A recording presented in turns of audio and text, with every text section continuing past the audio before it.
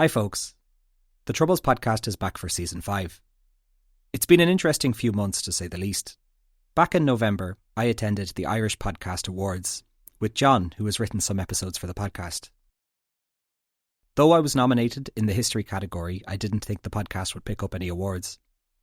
The podcast went on to win the category in history, and then it went on to win the overall Podcast of the Year award. Then, in late January, I also hosted Garage O'Foilon at a live show in Dublin, which was a lot of fun, and it was great to finally meet listeners. I'd definitely love to do another live show again, maybe in a different city or country. Next month, I'll be heading over to London to speak on a panel at the Podcast Show, which is a convention aimed at podcasters. We are kicking around the idea of a live show in London if we could only find a venue, so if you have any ideas, please let me know. This season, there will be a lot of variety. I have some fascinating interviews lined up, as well as some quite difficult ones too. And I guess the awards helped me to have the confidence to start pitching everyone and anyone to come on and talk. So let's see what we get. Anyway, enough of that. Let's get into this week's episode. It was a Sunday evening in November 1983, and 65 people were attending service at the Mountain Lodge Pentecostal Church. The church was a small wooden building on the outskirts of the Northern Irish village of Darkley, in the county of Armagh, which was close to the border with the Republic of Ireland.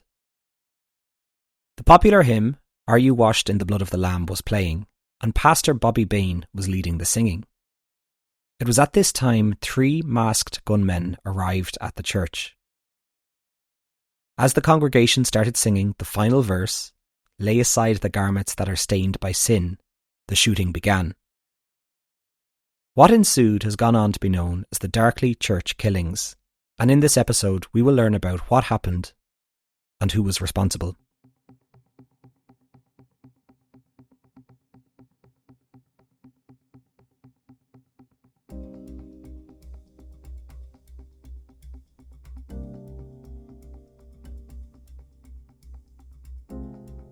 This is the Troubles podcast, a podcast which explores the violence and bloodshed that occurred in Northern Ireland, the Republic of Ireland and Great Britain, as multiple sides and organisations waged a bloody conflict over the status of Northern Ireland. Just a heads up before we get into this episode that this is one of the rare instances in the Troubles where the audio of the shooting was caught on tape and will be playing in this episode. It's quite a distressing recording, and I'll make sure to let you know before I play it if you would like to avoid it. Okay. Let's get into it. It's 1983. Margaret Thatcher is in power in the United Kingdom and Garret FitzGerald is the Taoiseach in the Republic of Ireland. In Northern Ireland, the first sentences in the Supergrass trial were taking place. These do deserve their own episode, but a supergrass is a slang term for a paramilitary who has agreed to divulge information about other paramilitaries in exchange for immunity from prosecution. Christopher Black is one such paramilitary who divulged information which led to the arrest of 22 members of the Provisional IRA. They were sentenced to more than 4,000 cumulative years in prison. 18 of these sentences would be overturned just 3 years later. On the Loyalist side, 14 UVF members were jailed for a total of 200 years, based on the testimony of Loyalist paramilitary Joseph Bennett. Bennett was granted immunity for the crimes he committed, including murders, in exchange for the evidence he provided. It later emerged that those providing evidence were also offered substantial sums of money. The Supergrass trials would wreak havoc on paramilitary groups and ended up contributing to the arrests of over 600 people. The Irish National Liberation Army, or INLA for short, were another Republican paramilitary group which played a significant role throughout the Troubles. The INLA were different to the Provisional IRA, in the sense that their overall aim was to remove Northern Ireland from the United Kingdom and create a socialist republic encompassing all of Ireland. By the late 1970s and early 1980s, the INLA were somewhat fragmented. For the most part, they were based out of Divis Flats in Belfast. The flats became known as the Planet of the Earps, as a tongue-in-cheek reference to the movie which had been released in 1968, The Planet of the Apes. They also had a large presence in Derry, Dublin and North Armagh. The Supergrass trials had been devastating for the INLA and threatened the paramilitary group's survival. Quote, "The impact on the INLA had been devastating. Though many of its most active volunteers were incarcerated for several years, this proved not to be the most serious impact the Supergrass trials and their aftermath had on the organisation. Far more important was the suspicion and bitterness within the organisation that was planted during those years. It would soon grow to deadly proportions. The first member of the security forces killed by the INLA occurred in May 1975, when RUC officer Noel Davis was killed after he was due to drive an abandoned car back to a local police station. A 15-pound bomb was hidden in the car, which detonated upon him starting the engine. The INLA went on to gain worldwide notoriety after assassinating Conservative MP Eiré Neave in 1979. Neave was a close friend to Thatcher and had been advocating in the House of Commons in England for Britain to wage a fully fledged military offensive against Republicans. The Provisional IRA and INLA saw this as a threat to their organisation and their activities. Then in the 1981 hunger strike, 3 of the men who died were INLA members: Patsy O'Hara, Kevin Lynch and Michael Devine. But it was a man by the name of Dominic McGlinchey who would have a significant impact on the INLA, their future, and this episode. So again, it's the early 1980s and the INLA was not in a good position. Quote, "When the INLA seemed on the verge of collapse, it defied all predictions. Instead of breaking apart, it actually raised its violent campaigns to levels of bloodshed and horror never equalled before or since in the organisation's history. One of the reasons it was able to do so was the rise of power of a man who became known throughout Ireland as Mad Dog McGlinchey. Not to be confused with Johnny Adair, who also had the nickname Mad Dog. Dominic McGlinchey was born in the Northern Irish county of Derry. Initially in the 70s, he was a bit of a free agent. He joined neither the Provisional IRA nor the officials. Instead, he teamed up with his friends and they formed their own informal unit. He would eventually join up with the Provisional IRA before going on the run, evading capture on both sides of the border. Then in 1973 he was arrested, charged with the possession of guns. For this he was sentenced to serve 18 months in prison. Upon his release he was appointed the operations officer for his region, which now meant that he could select his own targets. He reunited with his friends and he was determined to exact a campaign of violence against the security services. It wasn't long before McGlinchey and his men developed almost a cult-like status amongst Republicans. The British Army went so far as to issue wanted posters for McGlinchey and 2 others. This was an unusual move by the Army and would have further made the public aware of their notoriety. McGlinchey is another person who deserves his own episode, as the campaign he waged was quite brutal. He expanded operations outside of Derry and bombed barracks and towns, and he killed a number of RUC and UDR members, often in houses in remote parts of Northern Ireland. McGlinchey himself claimed that he took part in over 200 operations and often targeted British barracks in heavily nationalist towns, so that he would have a multitude of escape routes and sympathetic civilians who may be willing to hide him, or they could have potentially been forced to. He lived on the run for years and would sometimes appear at unpredictable moments. Author Ed Maloney talked to an anonymous IRA member who described what happened when McGlinchey and his friends showed up in an area where IRA leader Martin McGuinness was staying. Here's the quote, slightly edited to remove an additional named person. "Dominic McGlinchey, Frank Hughes and their gang were in Donegal hiding out for a while. They looked like mujahideen, long-haired, scruffy, heavily armed, driving wrecks of cars. They were fed up staying in cow barns when they heard Martin McGuinness was on holiday in the area. They went to where McGuinness was staying. He was annoyed and cursed them up and down, but he let them in and allowed them to stay." McGlinchey's unit carried out some significant attacks. In one instance, they detonated a car bomb in the town of Coleraine, killing 6 people. McGlinchey was also tasked with hunting down and killing anyone who was seen to be helping the security services. Helping security services could be something as small as working for an army base as a caterer, which in the eyes of McGlinchey was fair game to be targeted and killed. In one instance, McGlinchey and his unit shot and wounded RUC reservist Jim McMullen. Jim had arrived at his parents' house to pick up a lorry for work. McGlinchey and his men were lying in wait, presumably to ambush Jim, but they were surprised when he showed up 10 minutes early, and they started firing indiscriminately at the house. Once the shooting started, Jim jumped in his lorry and tried to escape the gunfire, but a tyre was shot out and he didn't get very far. He ran to a nearby neighbour's house and he hid there until the gunmen drove away. Jim was shot but survived, but his mother Hester wasn't so lucky, and she was killed as she sat upright in her bed. The British SAS were keen to catch McGlinchey in the wake of this attack, and there is one story I came across describing the SAS arriving at a bar which they believe McGlinchey was drinking in. They walked into the bar, brandished a gun and shot it up in the air. They believed that most civilians would drop to the floor, but if McGlinchey was in the bar, he would reach for a weapon instead. As it turned out, their intelligence was not accurate and he was elsewhere. As the pressure increased to capture him, Martin McGuinness ordered McGlinchey and his two friends to spend some time at an IRA safe house in New York in the USA. It's believed that this was useful for the Provisional IRA, as they couldn't really control the men and needed to put them somewhere to cool off. McGlinchey returned to Ireland, and then in 1977 he was arrested by the Irish Gardaí for hijacking a police vehicle and threatening them with a gun. For this he was sentenced to serve time in Portlaoise prison, and it was in prison that he had a falling out with the Provisional IRA leadership, and he decided to defect and join the INLA. Upon his release, he quickly rose up the ranks, becoming the Director of Operations, where he quashed dissent and tried to get the INLA back into some sort of organisation. McGlinchey's release coincided with the theft of 450 kilograms of Franjex commercial explosives from a mine in the Republic of Ireland, which then allowed the INLA to carry out a number of deadly bombings across Northern Ireland. Some of these bombs ended up killing children, and they soon developed a reputation for being a reckless paramilitary group.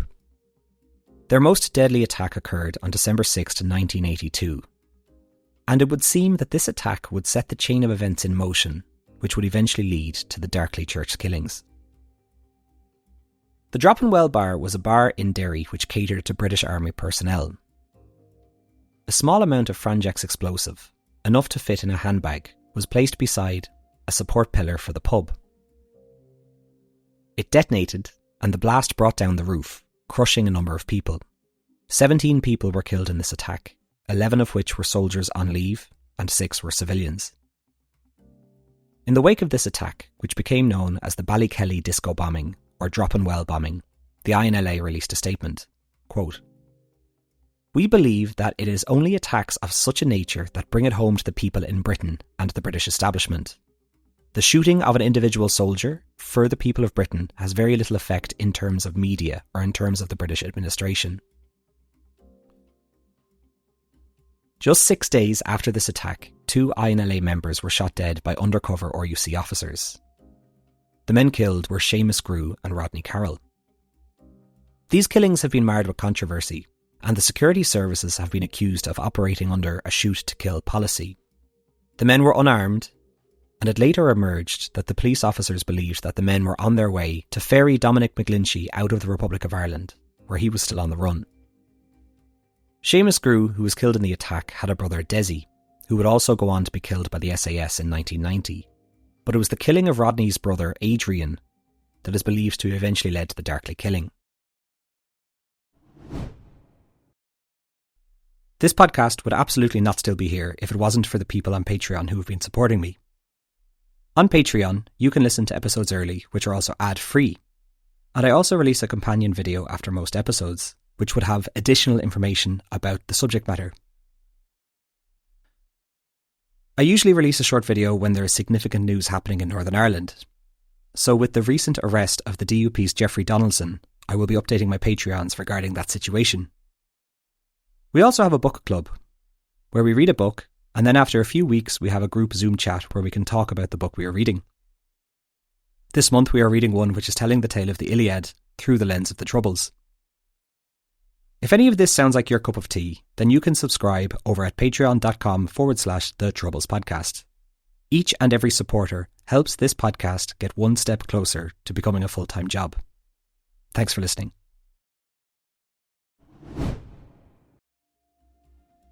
The INLA had experienced a number of losses in the months leading up to Darkley. On the 29th of October 1983, 26-year-old David Nosher was shot dead. He was a Catholic and member of the Workers' Party. Then less than 2 weeks later, 24-year-old Adrian Carroll was shot dead. He was another Catholic civilian, but was the brother of Rodney, who had been killed that year earlier. The killing of Adrian was claimed by a group called the Protestant Action Force, which is believed to be a cover name used by members of the UVF. In this case, 4 members of the Ulster Defence Regiment were accused of his murder, with one of the men, Neil Latimer, going on to serve 14 years. He was eventually released under the terms of the Good Friday Agreement and continues to maintain his innocence. Around this time in Northern Ireland, the 2 most popular religions were, of course, Protestantism and Catholicism. The attack in this episode occurred in a Pentecostal church. Pentecostalism is a branch of the Protestant Christian tradition, sharing the same fundamental tenets as Protestantism, but with some differences. Many Pentecostalists believe that speaking in tongues is proof of a baptism in the Holy Spirit. And they believe that a person is having a direct personal experience with God. Some branches also believe in faith healing, which is the belief that prayers and worship can lead to divine intervention, which is something I'll be referencing again later. In the village of Darkley, Darkley Pentecostal Hall, also known as the Mountain Lodge, was one of many independent places of worship which existed throughout rural Northern Ireland.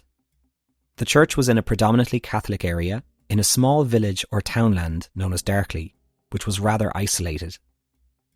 The border to the Republic of Ireland was a short 10-minute drive away. The congregation itself was tiny, but it often attracted evangelicals from other areas, as the pastor there, Bobby Bain, was renowned for his speaking prowess. Which leads us to a chilly evening on the 20th of November 1983 in the Mountain Lodge Pentecostal Church. It was around 5:40 in the early evening as the congregation gathered to begin their service. There were 65 people inside the church. 3 of the church elders, Harold Brown, Victor Cunningham and David Wilson, were standing at the entrance of the church welcoming parishioners in. The popular hymn, Are You Washed in the Blood of the Lamb, was playing, and Pastor Bain was leading the singing. Jesus, for the cleansing power, are you washed in the blood of the Lamb? Are you fully trusting in His grace this hour? Are you washed in the blood of the Lamb? Are you washed? It was at this time 3 masked gunmen arrived at the church. As the congregation began singing their final verse, Lay aside the garments that are stained by sin, the shooting began. The men opened fire at the 3 elders standing at the door of the church.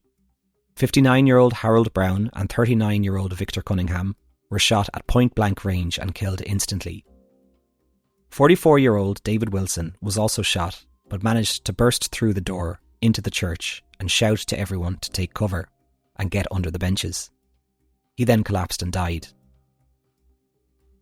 The ceremony was being recorded, and the moment the gunmen started shooting was captured on a tape recorder. Just a heads up, this recording is quite distressing and might not be suitable for everyone. There were 70 men, women and children in the small chapel when the terrorists opened fire. One of them was taping the service and made this recording as the gunmen fired indiscriminately into the congregation.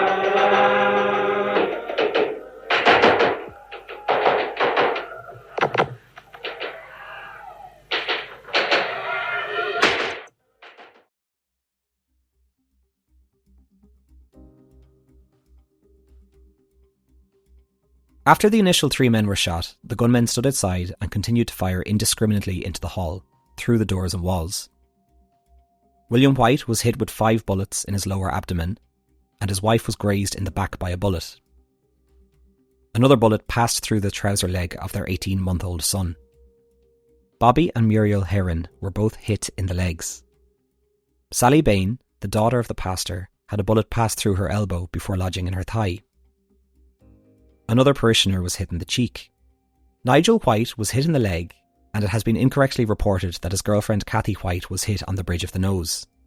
But I found a comment on social media with Kathy talking about the night. Quote, I was in fact shot in the face. The bullet lodged inside my cheek and was removed via my gum. I had a hole in my face where the bullet went in. I had several bruises on my back and legs where bullets hit me but did not penetrate my flesh. I had whiplash and have had back, neck and shoulder problems ever since. Many of those inside the church described the sound of bullets as like pebbles tinkling off a window pane.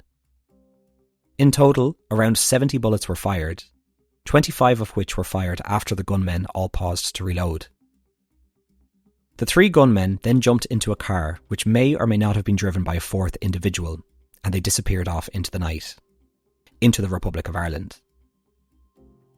In the immediate aftermath of the attack, there was absolute chaos. Bobby's daughter Sally was shot in the elbow, and paramedics initially believed that they would have to amputate the arm. On the church's official website, I found a reference to the shooting referring to the miraculous healing of a young man shot in the stomach.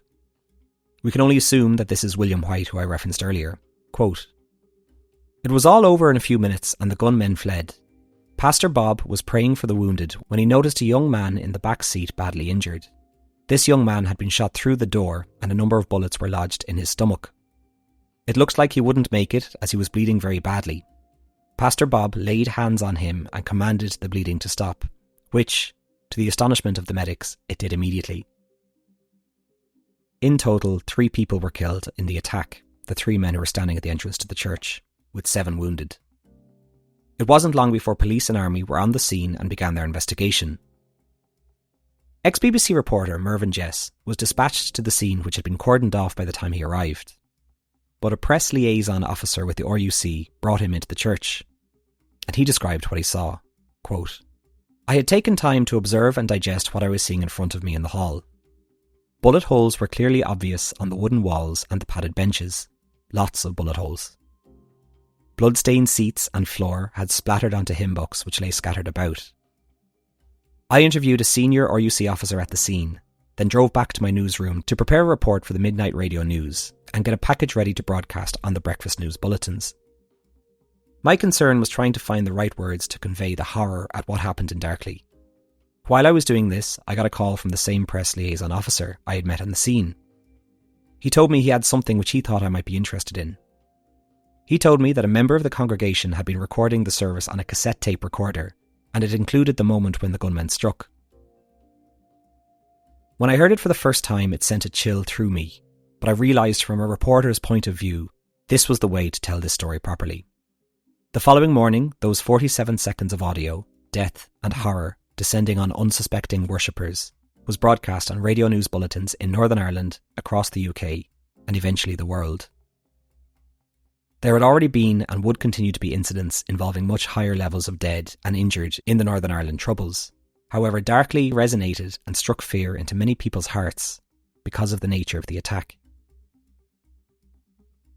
Within 24 hours of the attack in Darkley, there were reprisal attacks. A Catholic taxi driver was shot outside his home in Lurgan. He was hit in the neck and head but survived.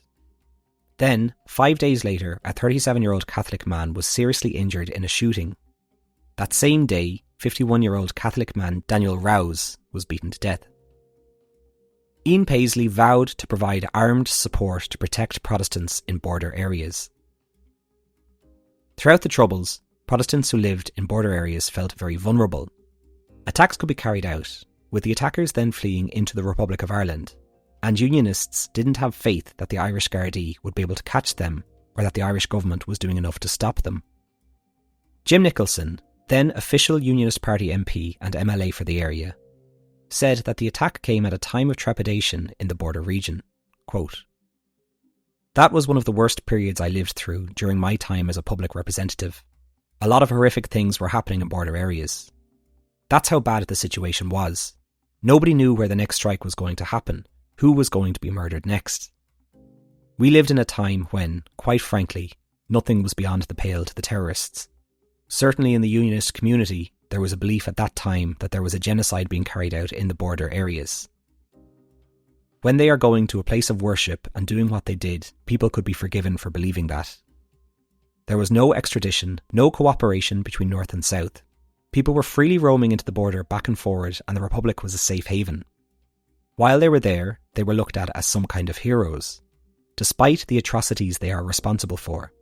Those times and the dark of that winter were the worst I probably ever experienced."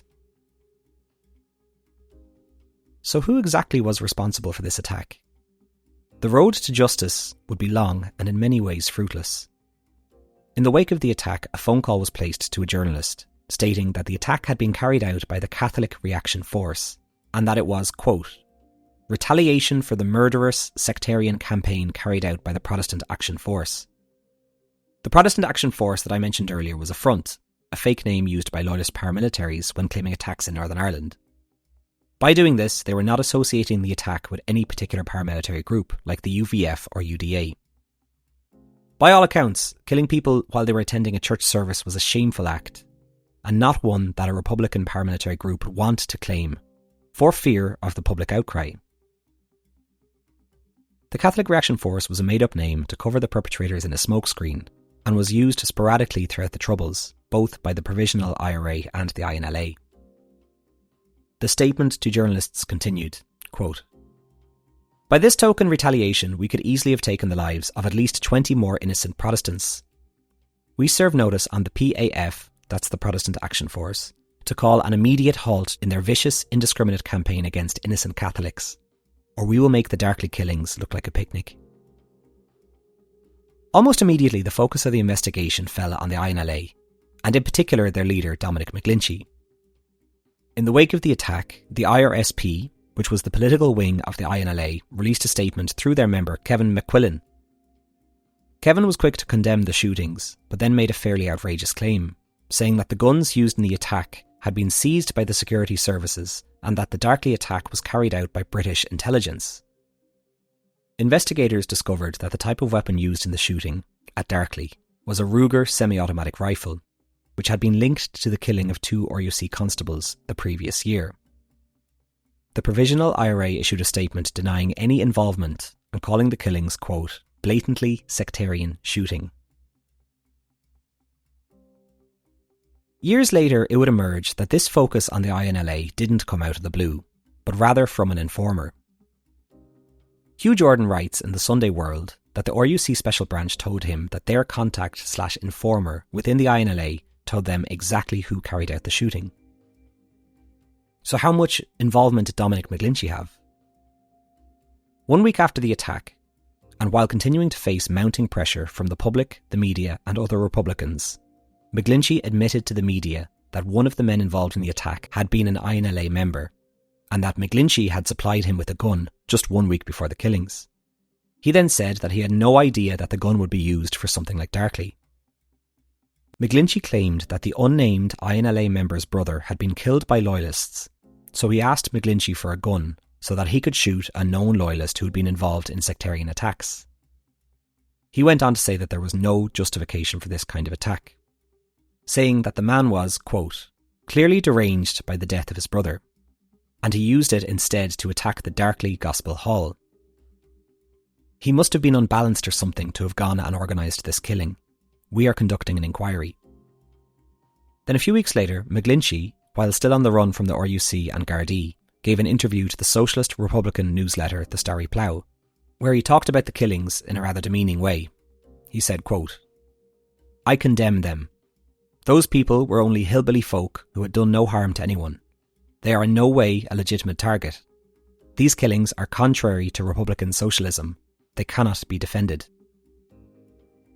So in this way, McGlinchey is saying that he supplied a gun to a man who wanted to attack a loyalist, but he didn't know that the gun would then go on to be used at Darkley. But Hugh Jordan wrote in the Sunday World in 2023 that McGlinchey was aware of the attack from the start. Quote, the dubious pleasure of being the first INLA gunman to pull the trigger at the Mission Hall had been personally gifted to an Armagh man by Dominic McGlinchey, because 2 of his close relatives had recently been murdered by loyalists and members of the security services. Jack Holland and Henry MacDonald wrote in the book INLA Deadly Divisions that Darkley was a sign of the fragmentation that was going on within the INLA.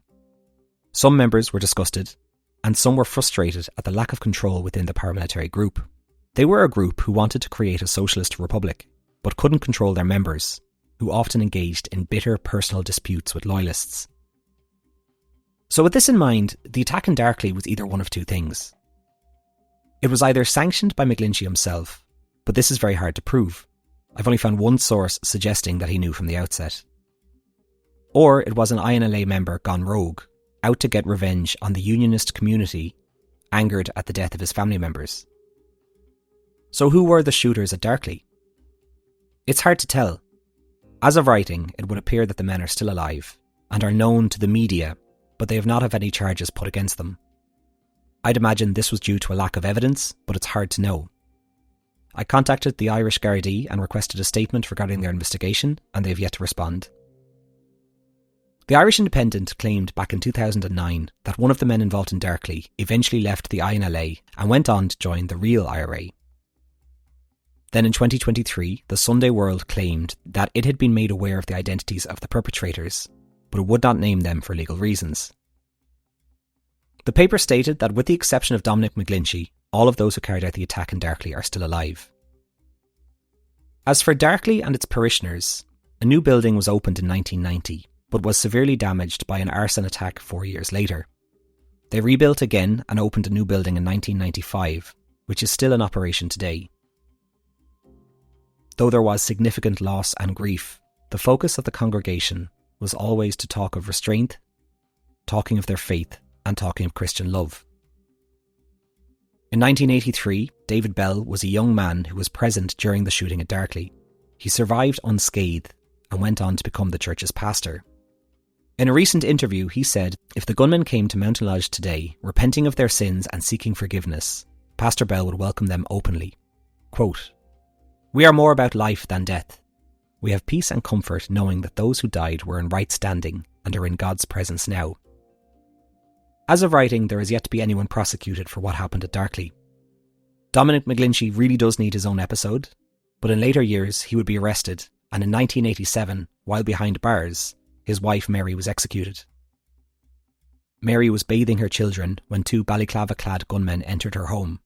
She pleaded with her captors not to kill her in front of them, so they brought her into a bathroom and shot her 9 times in the head, neck and chest. Dominic then appeared to leave violence behind him upon his release from prison, first living in Dublin, then Drogheda and working in a supermarket. But though he seemed to have left violence behind, his enemies had not.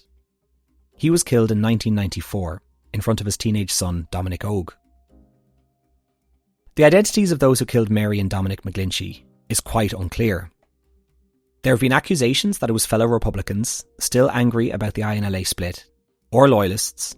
Some have claimed it was Billy Wright and the LVF. There was also a rumour floating about stating that Dominic had uncovered a money laundering plot between loyalists working with a rogue IRA unit in Dublin. And some have even laid the blame at the agents of the UK government. But we'll leave that discussion to another day. That brings us to the end of this episode, and I'd like to leave the last word to David Brown, who lost his father Harold on the night of the Darkley Killings. Dad didn't stand a chance that fateful night. His instinct was to try and protect others from harm and injury, but in doing so, he himself paid with his life. I do not harbour bitterness, hate or resentment for what happened, but I do have strong feelings of injustice. A wonderful man, my earthly father, was taken away from us, and that's no one's right. Thanks folks, see you next time.